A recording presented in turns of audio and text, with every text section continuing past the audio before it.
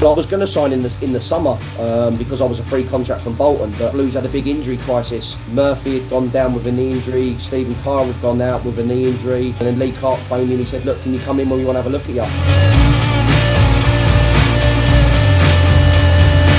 That season that Rout was sacked, if he wasn't sacked, do you think playoffs could have been, potentially viable for us? It can be quite worrying sometimes, decisions that are made. Whether it was right, whether it was wrong, it proved that it was wrong at the time because obviously we just survived relegation. But this is football. That's all we can do as players.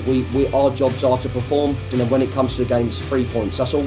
That's what it is, football, unfortunately. It's about getting 3 points. If you're not getting 3 points, then questions are being asked.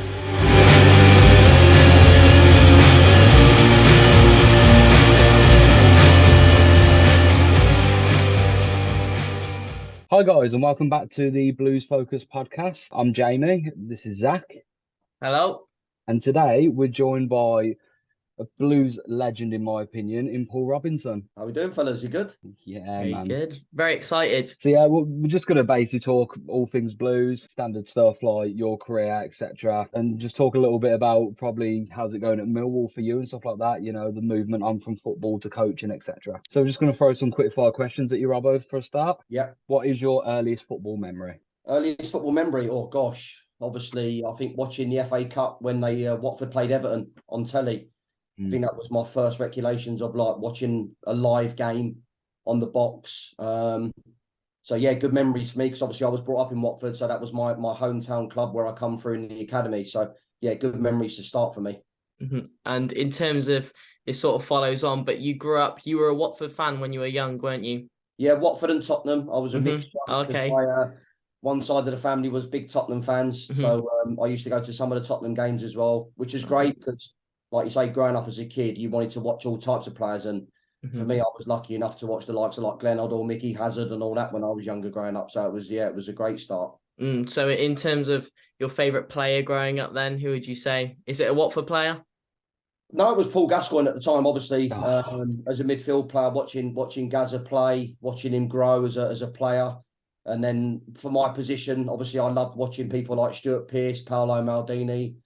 So yeah, a variation of left backs really that were playing in my position. Playing in my position, as I say, I'm better than them, not a chance. But yeah, for me, it was all about trying to watch quality players to see what they did, and the same as watching players in where I was going to start off as a left back and see how they were doing. No, that's brilliant. Favorite ever moment in football, Paul, if you could? I think my favourite moment in football is obviously I've got quite a few. The back-to-back promotions with Watford, where we went from League One to the Championship, which is now the Premiership. Back then, obviously, it was all changed. So we did that back-to-back, and then obviously the Great Escape at West Brom was an unbelievable achievement. So that and then the promotion with under Tony Mowbray. So yeah, so I've got some great memories. Obviously the FA Cup runs as well, which was great. But yeah, I think them four stand out for me because obviously you go up as winners and you enjoy their moments when you do. Of course. And in terms of toughest opponent and team played against, where does that rank for you? Wow, there's a few. Well, obviously Ronaldo's going to come to mind straight away because at the time he was still young developing winger. Who you could see at the time that he was going to be something special just because of the way he moved, his style of play, and his physique. So yeah, but I mean, I was lucky enough to play against the likes of Beckham, Joe Cole, so many Ryan Giggs. It's hard. Like Iron Robin again was another one. He was just world class as a winger. Sean Wright-Phillips. So yeah, I've been lucky enough to come up against some great wingers. But team wise, I would probably say the best team I've played against would have to be the Liverpool team with Steven Gerrard and that in it. That was some team at the time. Danny Murphy was in midfield with him. It was Steve Finnan right back, Jamie Carragher centre half, and Sammy Hippier. So yeah, that was a real good team. That was some unbelievable players there. I won't lie. It's making me jealous here. Some of these names you said. Gascoigne there. Sadly, I wasn't old enough to see him play. Jamie, did you catch Gascoigne at all? Or I'm only 29, so probably just out of my reach of kind of age of watching, especially. No, fair enough. Then thanks, those Robbo. In terms of Blues, then, or getting into professional football, we'll talk about that. So, started career at Watford, didn't you? Yes. So come through the academy. At the age of 9, I went in there twice a week, and then still played for my grassroots team up until I really signed for scholarships. So that was a really good upbringing for me, because obviously I got the time with the academy side of it, but then I also got the time with my mates and enjoying it on a Saturday and a Sunday. Obviously, the games sometimes then for Watford when I got older were on Saturdays, so I'd have to miss my Saturday football with my mates. But then I used to get time to play with them on a Sunday. So yeah, great upbringing for me and really enjoyable time, especially for a kid when you want that balance. It was a real mixture. So yeah, and then I made my debut then at Watford when I was 17. So under Graham Taylor was the manager, and he put all of his faith in me into giving me my league debut at the young age of 17. And what is that like, stepping on the pitch for the first time, particularly not just in professional football, but for the club you support? Like, that must just be unreal. And also, it was against Luton, wasn't it?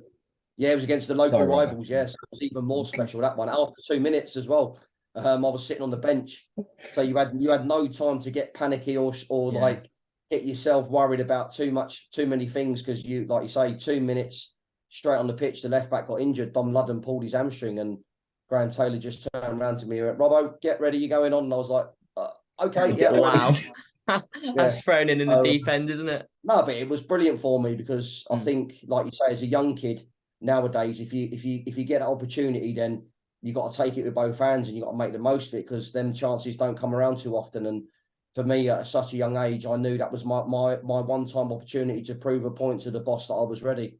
And in terms of, obviously, you stayed at Watford for a good amount of time. All the clubs you've been at, really, you've stayed at each club for a good number of years. You're quite a loyal player.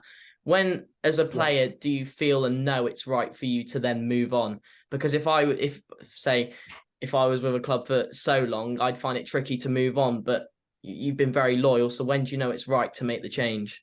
I think you know when it's right to get a change. I think, like you say now, I was very loyal to clubs. Obviously, Watford, I'd been sold to West Brom, so that was taken out of my hands.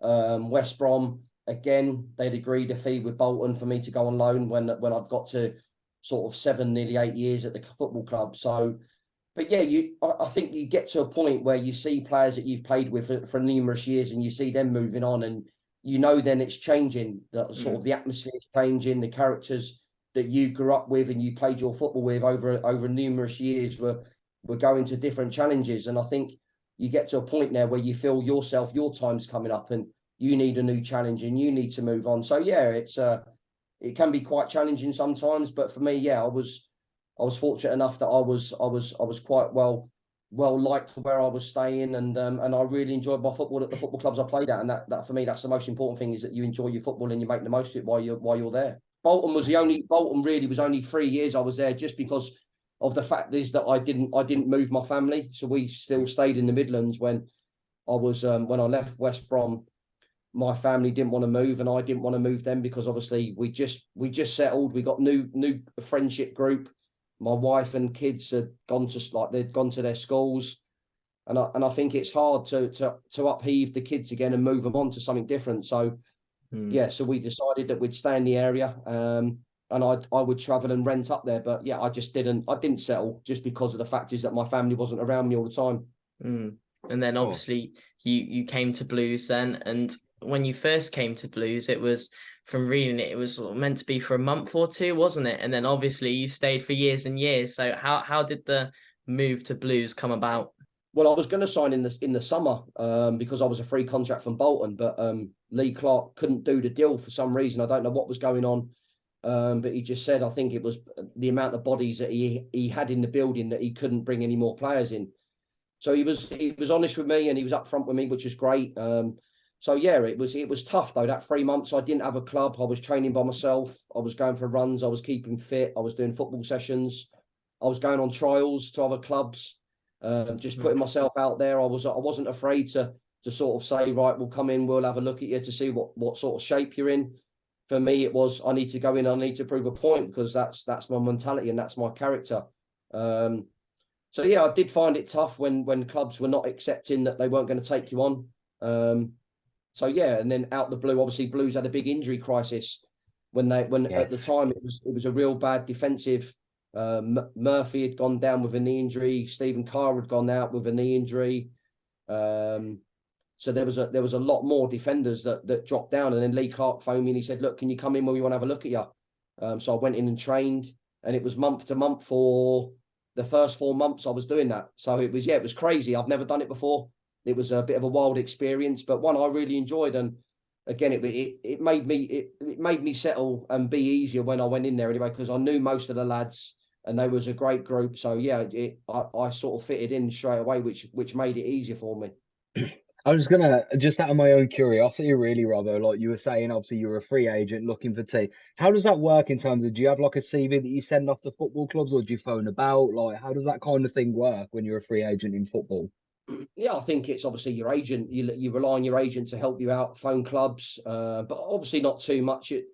Again, now it's about trust, isn't it? Players. Hmm. I was 33 at the time, and it's a funny number now. When you get in your 30s, it becomes funny for managers to sort of try and accept these older pros who are they're looking at, probably they're on their downward slope going into the end of their careers. But for me, it's just a number. I always looked after myself. I was always professional.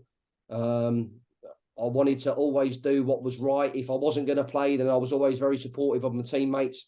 That was just me. So I knew I just had to go into somewhere and prove a point. And unfortunately, the clubs that I went in before couldn't either afford to give me a wage, or they had too many numbers for my position. But it was great because I knew that I was going in to certain clubs and keeping fit.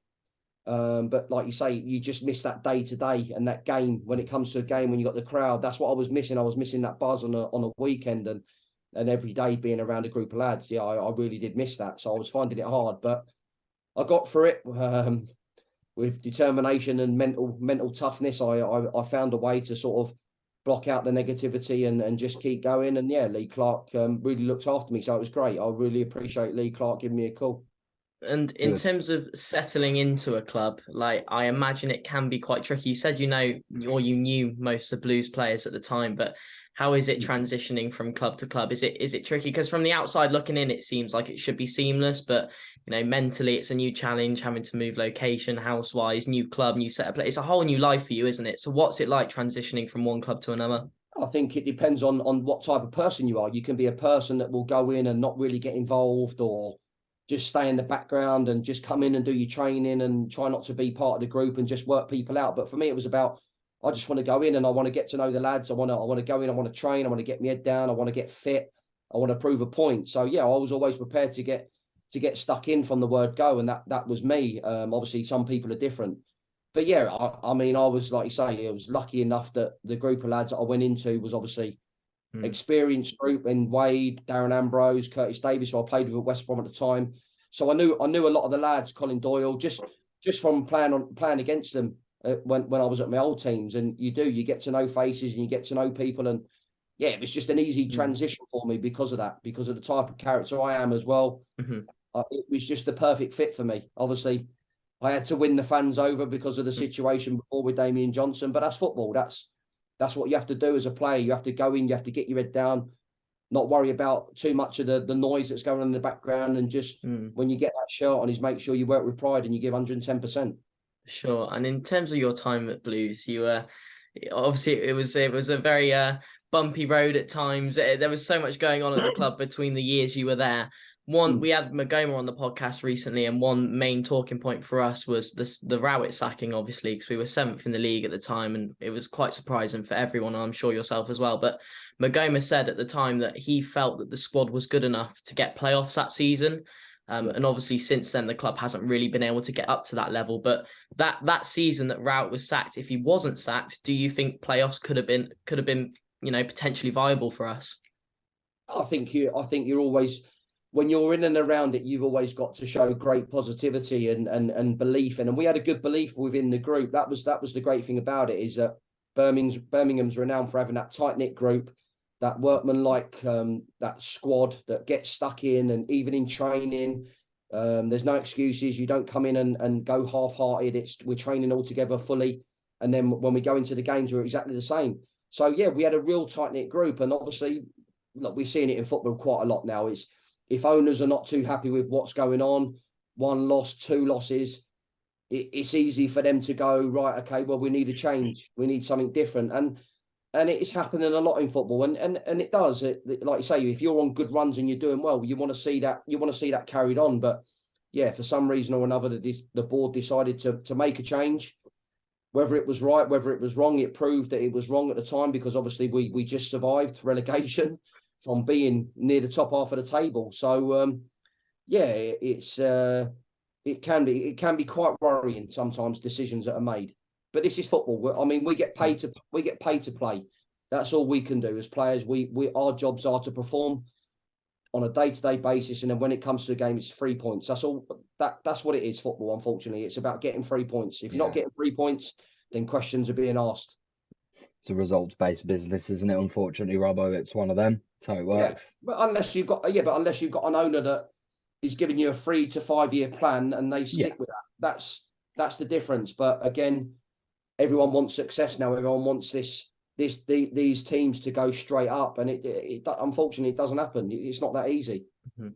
No, I know. Oh God, like if I could deal with the optimistic Birmingham fans, of course, they're expecting every season. No, we're going up. This is it, and I'm like, let's just take it easy. Like we're having a good season so far. Let's not think too hard about the playoffs at the minute. Like, Yeah, it's one of them, isn't it?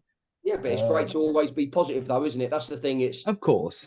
as fans, we're all passionate and we all want our team to do well. That's who we are. It's in us. That's the type of people we are. We're humans. We're all normal, and we all have our say on things. So as fans, you want to go into every game knowing that the lads are going to go out there and get 3 points. But then it's not that easy, and the other team that will come, they'll want the 3 points just as much as what you do. So yeah, that's why we love the game so much. Oh God, yeah. Couldn't imagine life without football. It's a great thing. So obviously, while you're at the club, you converted from a left back to a centre back, and Yes. I thought it was a stroke of genius. When I've been to Blues fan all my life. I remember watching it, and you just kind of fell into it like a glove, didn't you? Really, you took to it. I thought like a piece of cake. How did you find it personally when you were told you're going to move into a centre back role? I wouldn't say it was a piece of cake. I thought you did well. It's just I thought that for me, it's football's been my life. So Mm. transitioning from different positions. I mean, I played right back under Lee Clark a few times when I had to fill in. So for me, it's when you play with the shirt, you play. That's it for me. No matter what position I was playing, I was always going to do my best. I was always going to give it my all. So yeah, going in at left-sided centre half next to Curtis always helps, because Curtis, he's been a top centre half over the years as well, and he's still going strong with Derby. But yeah, I think, like you say, as a player, because you've played it for so long, your mind thinks differently whatever position you play. So for me, going in at centre half, it was no different to sort of playing at left back. I was always nearer that side, but just in the middle of the pitch, and I knew then that I could control the game a little bit better. But I could also talk and help my players that were in and around me as well, and hopefully make them better players too. So yeah, it seamlessly went in. Like, people would look at it and go that it fitted my role. But for me, it was just another position where I'd go in and give my all. That was all it was in my head. So yeah, in terms of your time at Blues and all of that stuff, who was the best player you've played with? Ability, attitude, etc. I think ability-wise, you'd have to say Ravel Morrison. Yeah. I mean, his talent was unbelievable. I've never seen nothing like it. A player that was so comfortable with both feet. He could glide past players. He could control the game with how he wanted to play, the tempo. But he was just let down with his attitude sometimes. But again, it's understandable. He was at Man United as a young kid. You're at one of the biggest clubs in the world, and we see it now with some of the younger lads. They just get lost, unfortunately, and it gets too much for them. So yeah, when Rav come to us, obviously it was he was having them sort of issues off the field more than what he was on them. Yeah. But for me, he was just an unbelievable talent, and it's a shame to see where his career's gone, because I believe that he could have played at the highest level for a long time, but he seems to have slipped away a little bit. But no, when you've seen him on the training ground, you just give him the ball. Go on, Rav, just do your magic. Go on, mate, just crack on with it, and then we'll just support you when we need to. So yeah, so he was always. But then again, you like your attitude wise, you had your Curtis Davis, your Wade Elliott's, your Steve Caldwell's. So we had big personalities there that were really good professionals, and there was a real good Peter Lovenkrantz, Darren Ambrose. Like, obviously, Darren Ambrose, I felt really sorry for Darren, because when you played against him over the years, he was a top player. But he when he was at Blues, for some reason, he just kept picking up so many injuries. Yeah, that's the thing, because you could always tell he was a class footballer.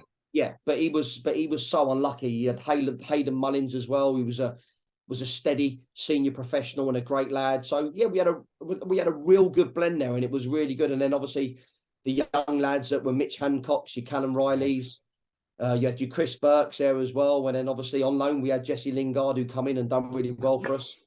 So What a Jesse, debut. good. But I think that group then at the time, like you say, your Dan Burns, who now when you look at him, playing for Yes. Newcastle in the Premier League, and Brighton, he's done really well. Cole Bartley, I thought they all come in and done really, really well for us. So when we lost that group as well, that's what done us. When Lee Clark lost all them in January, that was a massive loss for us. And yeah, again, we had that slippery slope where we went down and was looking at relegation again, and we only survived on the Bolton game. That was it. Yeah, I've got that question's coming up at some point as well. Yeah, But yeah, you were right though. Like the squad literally went from being solid, and then we lost so many players. And I suppose as a player for you yourself, it must be crazy walking in and kind of going, right, like I've gotten used to playing with these players, and now it's a different players play differently, don't they? So I suppose for yeah, you, of it's course. adjusting. Yeah, definitely. And you also knew that you were going to lose players like Nathan Redmond and Damari Gray just because of Oh their yeah, quality. They're talented. Like them players don't stay at clubs for too long just because of the amount of teams that are watching them, because of not only their potential but the quality that they're showing at the time. So yeah, it was. I mean, it was a great group. It was so good to be around, seeing like the mixture of the youth coming through and the quality of the experienced players that were in and around the place. in your 6 years at Blues, Robbo, Yes. who's your favourite manager if you're allowed to answer that? I think my favourite manager at the time was obviously I really liked Lee Clark. Really, really liked Lee. I thought he was a great personality, a great guy to be around on a daily basis. Obviously, he found it tough towards the end at times, which was, again, when you see a manager struggling like that, it's always quite tough. But for me, I'm always very grateful for him bringing me in. And then obviously Gary Rowett come in again. His ideas were different, so he had a great relationship with Gary. So that always helped. So yeah, I'd probably say them two. Really, I would say that them two were the main sort of managers that I really enjoyed my football under, and really enjoyed the groups of players that I played with. I like that. Your favourite moment in a Blues shirt? My favourite moment, oh God, obviously I'm going to say scoring the goal at my first goal. Really, was against, was it Bristol Rovers in the cup? I scored, was it Bristol Rovers? I've It got was it against here. You scored 4 goals for Blues. First goal against Bristol Rovers in the FA Yeah, Cup, I like 3-0, the QPR one with me bullet header on the back stick. I really enjoyed that one. equalised. Yeah. I won at Derby. I think that's been my highlight, was the 3-0 win at Pride Park. I think that, like you say, that was a real complete performance that day of how we played as a group, and it could have been more, but I just think the way that we went there and we dictated play, we frustrated a real good quality side, and then to come out 3-0 winners, I just thought it was the perfect performance. So yeah, I would probably say that was the standout result for me, one of them, that game. Yeah. I mean, you've had a lot of good moments in a Blues shirt, really. Going into one, I personally obviously will never forget. I wasn't there, but I was watching it live on TV. What was the euphoria like, the moment, obviously, with the equaliser at Bolton in 2014 Oh, with Cadiz? unbelievable. Just unbelievable scenes. Just again, things in football that you'd never think about. Like obviously the situation you was in was tough. The Hmm. lead up to the week was quite relaxed. We never really put ourselves under any pressure. But obviously the outside noise that kept grumbling on was making it quite hard for us as a group to sort of focus on what we needed to do. I think the emotions of the game, knowing what was at stake as well, was leading into it. And then when you go 2-0 down, you just expect the worst. So it was like, it was one of those things where, right, this is it now. We either sink or we swim. We got to come out fighting. We've got to give it our all. There's not long left in the game. And then obviously we get the equaliser in the, was it 93rd, 94th minute? It was just like that, just that sense of relief of, oh my God, how have we just managed this? But even the Bolton fans singing, like the noise at the end, the keep right on from all the fans. And but for me, again, it's the enjoyment of surviving, but the disappointment of, again, it's another battle against relegation. And I hated it. I hated the fact that we, like a club like Birmingham, was always around the relegation zones. a club like Birmingham should be up the top. That's the type of team it is. That's the type of club it is. But with the struggles, with the situation, it always felt like you was always fighting against the tide, and it was always a tough one to deal with. So yeah, the year after year surviving was not for me. I never enjoyed it, but obviously I enjoyed the way that the club always just kept fighting to the end, and we always managed to just survive. But that was also down to the fans always being right behind us and supporting us, and travelling as far to get right behind us, and then at home to keep coming and driving the team forward. But yeah, it's tough. It's always tough to know that you're at a big club. In my eyes, Birmingham is a big club. It's a sleeping giant, but it should be never always struggling around the bottom. You shouldn't be doing that. Appreciate that. I personally feel like we are, and I feel like at some point we're going to just have to start to get to where we should be, because I'm obviously going to be biased as a Birmingham fan, but I do feel like we don't deserve to be battling relegation all the time, and it's infuriating as a fan. So I can imagine as a footballer to your standard, it is infuriating every year when you were playing, going, "Oh God, a relegation battle again. We're better than this. Like, what are we doing?" kind of thing. Definitely. No, definitely 100%. And each year you're hoping it's going to change. That's the thing.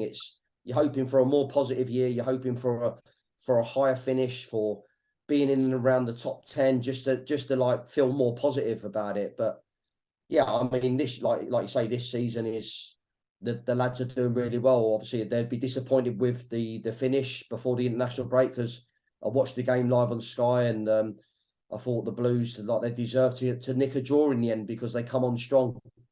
Yeah.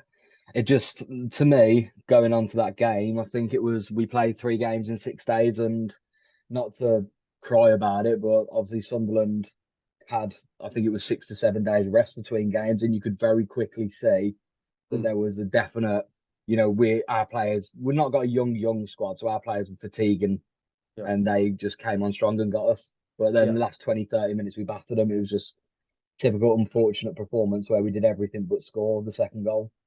These things happen. And that's football for you, isn't it? That's the thing. Frustrating, because when you're on top and you just want that ball to fall the right way and go in the net for you to make it 2-2. You like you say, it's always tough to take when you've given all that effort for the last 30 minutes and you end up losing. I called it 10 minutes in. I watched it, and obviously you saw the game yourself. When Troy hit the bar, like 5 minutes in, I text my mates and I was like, "Lads, this isn't our night." And they were like, "It's only 10 minutes." I was like, "Troy Deeney does not miss chances like that. He's a natural goal scorer. I'm telling you right now, something like it's just written in the stars tonight. Fatigue's going to hit us, like, I'm telling you." Yeah. Obviously, so that comes to your Blues career, kind of. We've gone through all that. What made you want to go into coaching? Was that just a natural thing you wanted to do, or was it a last-minute decision? No, because I always felt when I was a player, I was a coach, because I was the type of communicator that played. So I was always talking when I was on the pitch. So for me, it was always about passing on my experiences as well, my knowledge, not just on the pitch but off it. How can I help the younger generation? How can I still help the more senior lads that are coming through? How can I help them then sort of take control and take leadership of the team, knowing that I'm moving on and I'm going into the coaching side of it? So my transition for me was quite easy, because I knew where I wanted to be. I knew what I wanted to do. So I did my coaching before I retired. I started going into taking training sessions with the younger age groups. Then I joined in with Bealey, who was with the under-23. So I would take training. And then I'd also join in the training as well. So I was coaching while I was playing. So the 23s lads were getting used to what it's like in a first team sort of environment, with how I moved the ball quickly, how I communicated. So that was great for me.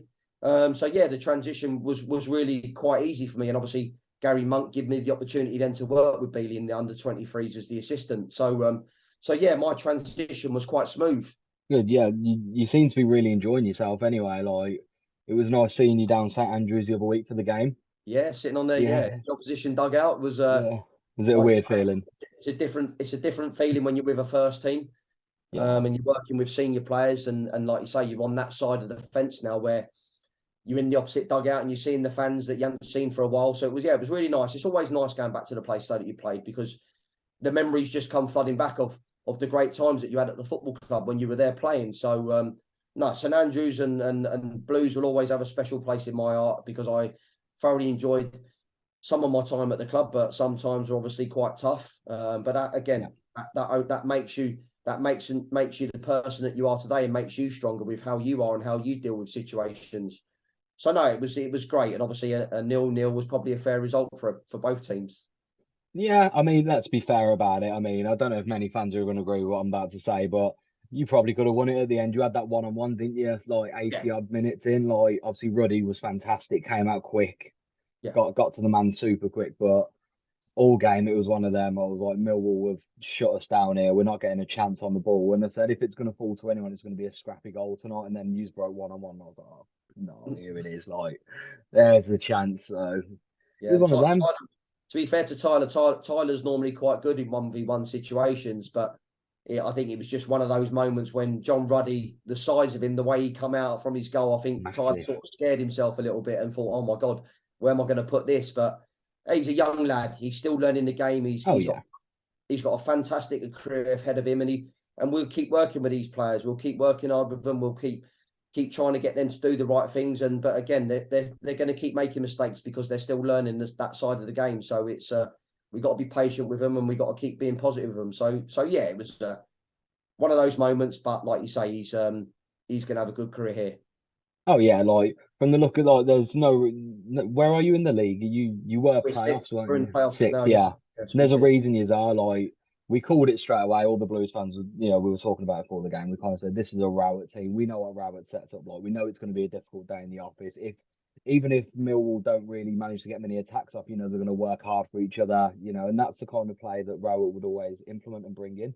Yeah, no, So definitely.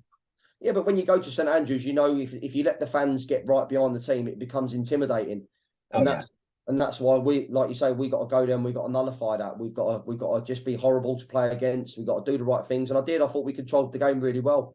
Thought our defenders stood firm against Troy because we know what Troy's like. He's a top player on his day. So young Charlie Creswell dealt with him really well, and it was good for him as well because he's on that learning curve of where he wants to be in his career. So yeah, Scotty Hogan, he's always got great movement, so you've got to be careful with him as well. It's he's having a good season. I really like Scott. I really like him. He's one of those strikers you never know what you're going to get from him, but he definitely knows where the back of the net is. So yeah, you've always got to be on your toes with these type of players. But yeah, I just thought we controlled the game, and like you said there, we could have nicked it towards the end, but I just thought it was a fair result in the 0-0 in the end. Yeah, I did as well. Don't get me wrong. I thought I'm happy with the draw in the end, especially against a tough Millwall team. The one player who did impress me the most, I can't remember his name. I'm really sorry. Your centre half, he's massive. He's an Jake absolute. Yeah, he's huge. I remember looking at him going, "Who is this? Like, he's massive." He's a good player. Jake's a good player. He's at that age now where he should be in his prime and enjoying his football. But no, he's been superb. I mean, the 2 years that I've been there, he's a big presence. He's a leader. He's got good qualities about him, and yeah, he is. He's on his day. He's tough to get past. So it's good to have him on our team. Yeah, we noticed. I think our end game result was towards the end of the game. We brought Juki on, and we were trying to obviously, yourself, you played with Juki enough. You know the drill with Juki. Get the ball to his head. He's phenomenal in the air, and he didn't really get much of a chance because Cooper just, I think, stuck to him. Well, he kept pulling out to Danny Mack then on the right back area, and I shouted, Danny, just use your body. Yeah. So yeah, because you know what Juki's like. He likes pulling off to that back stick, and he likes trying to head it back across goal. So he's very clever, Juki. I know what he's all about, but he's a great player to have around the place. Obviously, we love him. Not getting the amount of game time that he likes, but when he comes on that pitch, it's a different type of player that you've got to come up against. So yeah, he always changes the game just because of his presence. And that's the thing with Duke. Like, I know we're going a little bit off topic, but I just love talking about Duke, especially. He obviously was out the team for a little bit this season, then came in against Stoke away, and he didn't score, but he was man of the match. We won 2-1. He ran the defence ragged. He did everything as that big target man. And he's just so professional and so good. What was he like, if you don't mind me asking us? So I'm assuming a lot of your playing under Rowett. Juki was I got on well with Juki. Like you say, I'll text him every now and then just to catch up with him to see how him and his family are doing. He's a real gentleman, and you know what you get from him when you're on the pitch. You got to play to his strengths. Juki loves crosses, so if you haven't got any crossers on the pitch, then there's no point in having Juki there because he thrives on them balls coming into the box, and he goes and attacks them so well, like crosses as well, set pieces.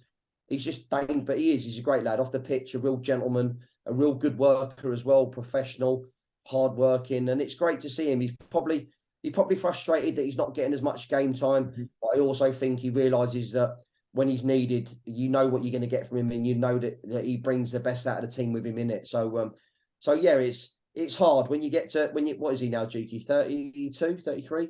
I think he's Still a might be a baby. little. Yeah, Still a well, baby, that's what he is. But yeah, it's frustrating. Players always want to play. That's the thing. Players always of they always course, believe that they can play every 90 minutes, but the championship is relentless now. The 46 games, the travelling is incredible. The amount of travelling that takes it out of you. Not only playing 90 minutes, but sitting on the coach for 5 or 6 hours. It's hard work. So yeah, but when Juki plays, you know what you're going to get, and he's a great lad to be around. I really enjoyed his company when I was at the Blues. yeah, he just seems like that kind of player. Like whenever even you see him on the pitch, like I don't know how to describe it. I suppose when you see a player, you kind of get an emphasis of how they must be in like outside of football. You know, the way they act, and you always kind of think with Duke, he's a tough player, but he also Yeah, seems very calm and very chill. Like, you yeah. know, he'll win every header, he'll go for every 50-50, but at the same time, like if he takes someone down by accident, you'll always see him be like, "You're right," like sorry, like He's a winner. That's what he is. Juki's a winner. oh, He yeah. hates losing, like we all And do. of course, we love him. Don't get me wrong. Like everyone this season was saying, "Oh, I think he's past it." After that Stoke game, I thought, no, he's got another 2 to 3 years at least in him. You just, like you said, Robbo, play to his strengths, get the ball in the box to him, put it in the air. Yeah, Like but that's the difference. Is you have to like every player is different. No matter who you play against, every player, individual player they have strengths, they have weaknesses. It's just part and parcel of the game. But Juki, you have to play to his strengths. You're not going to get the best out of Juki if you don't play to his strengths. of course, I imagine as a left back, was that all right for you? If you were getting up the pitch a little bit and just kind of looked up, a bit of pressure, and just like, I'm just going to whip it into Duke. Yeah, just put it into them dangerous areas, and then you're hoping that he's in there on the end of it. That's what you're hoping. But again, it's service. The service has got to be right for him. Of course, You can't just boot balls like anywhere, hoping that Juki's going to get on the end of it, because that ain't the way. That's not the way to play to him. You've got to play into him with quality, like into his chest, so he can hold it up and link play, or like you say, when you're in them wide areas, half a yard, and get the ball in the box. And you know, if it's a good ball, 100% Juki's coming in on the end of it. oh yeah. You can see the panic in every defender. If a good ball goes in the box, you just see every centre half like, oh Yeah. no, like Well, as a defender, you're hoping the goalie's coming for it. That's what you're hoping. just look at it, please. Like, Yeah, come out for it. help me. What's your future plans, if you don't mind me asking, Robert? It's one of the last questions I'm going to ask you. Like, in terms of, do you want to go into manager? Do you want to punditry a little bit? Is there a No, I want to be a manager. Yeah, I want to be a manager one day. Obviously, I'm learning the ropes at the moment. I've been coaching now for 3.5 years. Really enjoyed it. Different levels, so 23s, 18s, and then first team. So yeah, I've had a good mixture. I think, like you say, the 23s and the 18s, I think really tested me as a person, just because of the mindset that you need to have, and you can't expect the players to be like you. That was what I found hard, is that the kids they're not going to be the same player as you. So you've got to speak to them differently. You've got to coach them differently, and you've got to help them. You've got to encourage them, and you've got to be positive with them. And yeah, I really struggled with that to start with. But now I seem to have sort of calmed myself down a little bit. I'm enjoying my coaching around the senior lads. I work with some younger, like the individual stuff with the younger players, but with their clips as well off the field. And that really helps me then to have them relationships, because you do, as I think, if you're a coach or your manager, you have to have good man management skills, and you have to have them relationships with the players where you can talk to them, even though they're not in the team. You can still have that relationship with them, knowing that when they're needed, their qualities and the respect for them that you have, but also you know that you're gonna have to give them the hard times sometimes if they're making mistakes, and you've got to help them when they need that. So yeah, at the moment I'm really loving my role, but yeah, one day there's gonna come a time where I want to be a manager, and I want to have a go. I want to challenge myself and put myself out the comfort zone, and be standing on that touchline barking out orders. just be like when you're in the back line then back in the day for Blues? Hopefully, yeah, but a little bit calmer. You're always calm. What are you on about? Always calm and collective, Yeah, you never got angry once. What are you on about? until the ref wound me up the wrong way. Wow. No, they love to give silly decisions away, don't they, these refs? But that's another subject. No But comment. that's all I've in terms of questions, Robbo. That is literally all I've got. Like, Obviously, I would ask you where you think Blues will finish this season, but I don't know if that's gonna make it awkward with your other role and stuff. I don't want to tread any eggshells with you or anything. I want to see Blues finish higher than what they have been. Like, I want it to be a real positive season for them. I want them to see. I want to see the club moving forward. I think we all do. We all football now. Like, even when you see like the clubs that are struggling, that shouldn't be struggling, it's hard to watch because you've seen them over the years and you see how well they've done and where they've been and what they've achieved as a football club. And for me, obviously, I played at Blues, so it's tough. It's hard watching sometimes. It's hard seeing what's going on. But I always stay positive, and I always believe that the right time there's going to be the right owners that will buy it and which will move the club forward, and the players themselves, like you're saying, we're seeing good youth coming through. We're seeing like the likes of JJ, George Hall. We're seeing these players. We're seeing Job now, who's in and around the first team. We're seeing the likes of like Josh Williams, who's played a couple of games, and I think it's great because they've been in the academy. They're getting the opportunity to shine at the right times. But again, we've got to put faith in them young lads. We've got to give them the opportunity. We've got to give them the time to show that they're good enough and they can go on to have great careers. But for the right reasons, though, that has to be done for the right reasons and not just for the sake of playing them, for just to get them out there. So yeah, I honestly would really like Blues to have a positive season and just to see them finish higher than what they have been over the years. Definitely. I said to everyone at the start of the season, you give me anywhere from 14th to 12th and I will bite your hand off. Mm-hmm. I just don't want to get to March or April, Robbo, and be like, oh Christ, we could go down still. Like, I want to be secure by then and just be like, like, this is nice. Like, but that's the beauty with this league, isn't it? Even now, you're looking at it and you're going, we're only 11 points away from the bottom three and we're in 6th. So it's mad. Again, the division is just it's an unbelievable league to play, and it's so hard to get out of, and it's so hard to stay in because anyone can beat anyone on their day, and but that's why it's such a great league as well. Definitely. It's been Robbo. It's been an absolute pleasure to have you on. Thank you so much. No worries, Jamie. Thank you for having me on, mate. Phenomenal. I'm sorry about the internet issues partway through. That's all right. We got there. We got there in the end. I've got my half of the recording. Zach's got the other half. He's just messaged me saying we'll send it to Tommy now for editing. But yeah, guys, this has been the Blues Focus podcast. That's been Robbo. He's been fantastic. Thank you so much again for your time. Really appreciate it. No worries, Jamie. Keep right on, mate. And you, bud. Thanks, bro.